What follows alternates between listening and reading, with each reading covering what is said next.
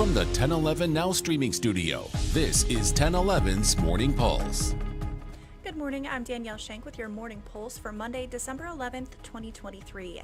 Happening today in Saline County, closing arguments are expected in the second trial accusing 33-year-old Eric Ramos of murdering a fellow inmate during the 2017 Tecumseh prison riots. Ramos's first trial ended in a mistrial. He has pleaded not guilty to the first-degree murder of 31-year-old Michael Galindo and is the only inmate facing charges in Galindo's death. Stick with 1011 News for updates on today's proceedings. In other crime news, the Washington County Sheriff's Office has arrested 43-year-old Carrie Williams in connection with the death of a Catholic priest.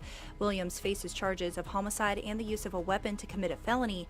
The arrest follows an attempted break-in at the rectory of St. John the Baptist Church in Fort Calhoun, where Father Stephen Gutzel lived. Deputies found Father Gutzel suffering from assault injuries. He later died at the hospital.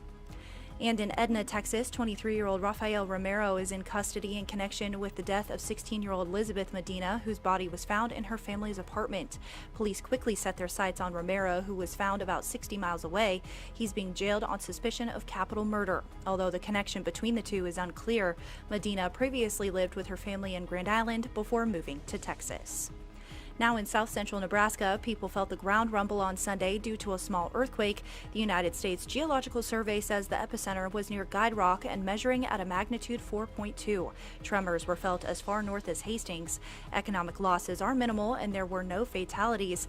This is the most powerful of the 3 earthquakes the area has felt in the last 2 years. In other news, the Christmas spirit filled the capital city over the weekend as Governor Jim Pillen and First Lady Suzanne Pillen hosted the state's annual tree lighting. The day featured student performances from across Nebraska, and Governor Pillen delivered a speech reflecting on courage and standing up for beliefs, drawing an inspiration from the Nativity. After the tree lighting, the governor and First Lady invited people back to the governor's residence, aiming to bring Nebraskans together before the holidays.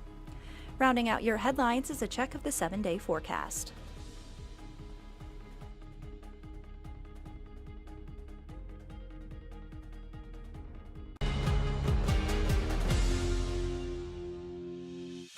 You've been listening to 1011's Morning Pulse. Watch, listen, stream on the 1011 Now app, on YouTube, or wherever you get your podcasts.